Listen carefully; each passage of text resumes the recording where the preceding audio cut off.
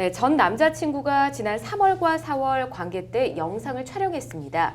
사귈 당시 어떤 상황에서건 제가 거부 의사를 밝히면 화를 내거나 욕을 해서 그게 무서워서 촬영 당시에도 적극적으로 거부하지 못했습니다.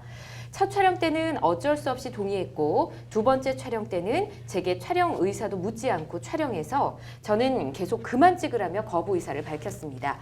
지금은 남자친구와 헤어진 상황인데 이별 통보를 할 때 영상 삭제를 요구했지만 답장도 연락도 없는 상황입니다.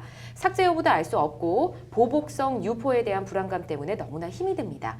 법적으로 그 영상을 삭제하게 할 방법은 없을까요? 라고 보내주셨네요. 자, 우선 굉장히 힘드실 것 같습니다. 좀 안 좋은 분과 연애를 했다는 생각이 들어서 많이 안타까운데요.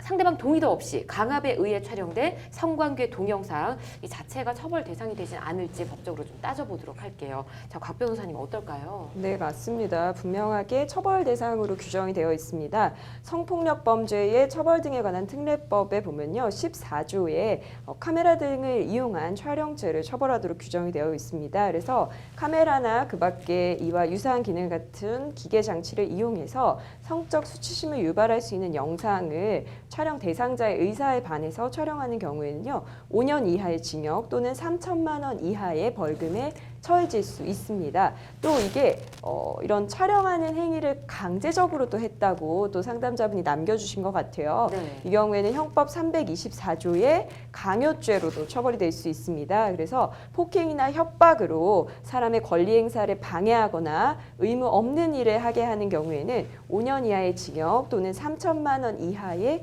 벌금에 처해질 수 있습니다. 그렇군요. 알겠습니다. 전 남자친구가 가지고 있는 이 동영상 강제적으로 삭제를 할 수 있는 방법은 없을지 일단 그 남자친구 핸드폰에 있는 영상인 거잖아요. 네, 예. 맞습니다. 그래서 아까 말씀해 주셨다시피 그 강요죄에 해당될 수가 있고요. 아까 성폭력 처벌법 위반도 가능한데요. 두 번째 동영상 그 영상 촬영 때부터는 당사자의 동의가 없었기 때문에 충분히 범죄 성립이 가능한 행동이라고 생각됩니다. 그래서 일단은 또 유포를 할 수도 있기 때문에 얼른 이제 수사기관에다가 형사고소를 진행하셔가지고요. 그 영상 자체를 확보를 해서 그게 이제 그 범죄 증거로 조사가 돼야 될 것 같고요. 예. 나중에 이제 판결까지 받으면은 그거는 이제 범죄 행위로 생성된 물건이거든요. 그 영상 자체는 그렇기 때문에 법원에서 또 몰수하는 그런 처분을 내릴 수가 있습니다. 그래서 우선은 얼른 형사고소를 진행하시는 것이 바람직할 것으로 보입니다. 예, 그렇군요. 알겠습니다.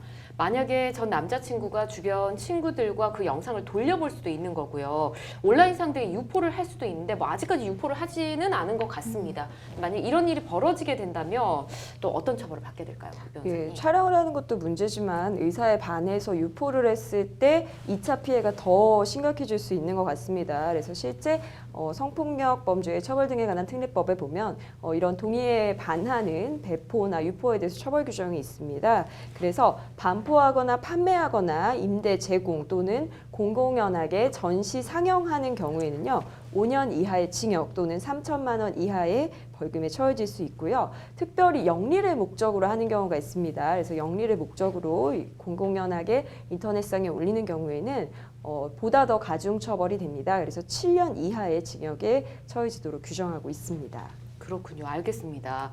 자, 유포를 하지 않더라도 그 동영상을 이용해서 상담자분을 좀 협박할 수도 있을 것 같은데 그런 경우는 어떻게 대처를 하면 좋을지 서 변호사님 알려주시죠. 예, 그 연인과의 성관계 동영상을 촬영해서 유포하겠다라는 걸 요즘에 리벤지 포르노라고 많이 부르는데요. 네. 만약 협박을 한다면은 이는 상대방으로 하여금 공포심을 일으키게 하는 해악의 고지에 해당되기 때문에 형법의 협박죄로 처벌될 수가 있고요. 동영상 유포를 빌미로 금전을 요구한다면은 이 역시 공갈죄에 별도로 해당될 수가 있습니다. 예, 그렇군요. 알겠습니다.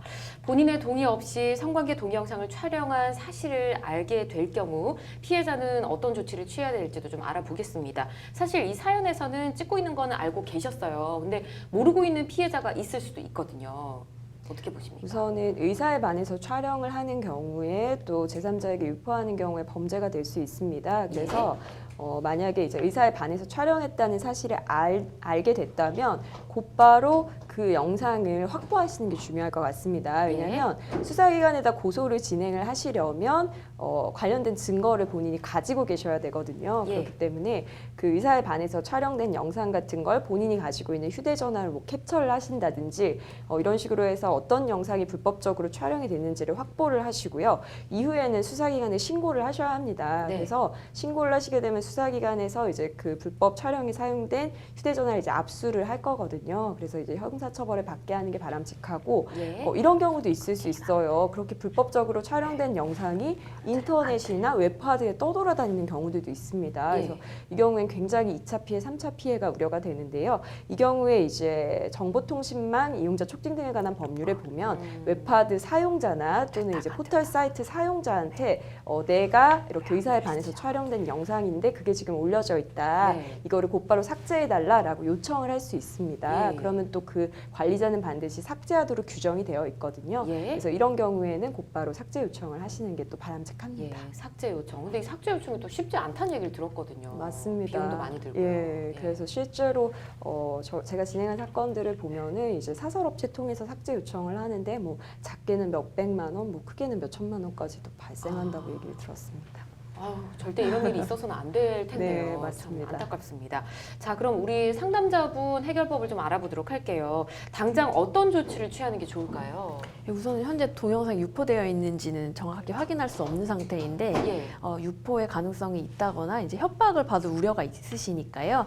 일단 두 번째 촬영 행위 자체가 범죄 성립될 수 있기 때문에 얼른 수사기관에다가 신고를 하시고 그런 유포를 막는 예방을 미리 하셔야 될 것 같고요. 예. 참고로 말씀드리면 우리나라에서도 여성가족부에서 2018년 5월부터 디지털 성범죄 피해자 지원 센터라는 걸 운영하고 있다고 합니다. 네. 이곳에서 유출된 그 촬영물에 대한 삭제에 대한 지원을 하고 있다고 하니까 이 점도 참고하시면 좋을 것 같습니다. 알겠습니다. 자, 일단은 방법을 좀 알려드렸으니까 이를 통해서 좀 진행을 해보셨으면 좋겠습니다. 그리고 앞으로는 뭐 이렇게 연애를 하실 때 이런 남자분보다는 좀 좋은 남자분 만나는 게 어떻겠나 이런 생각이 좀 드네요.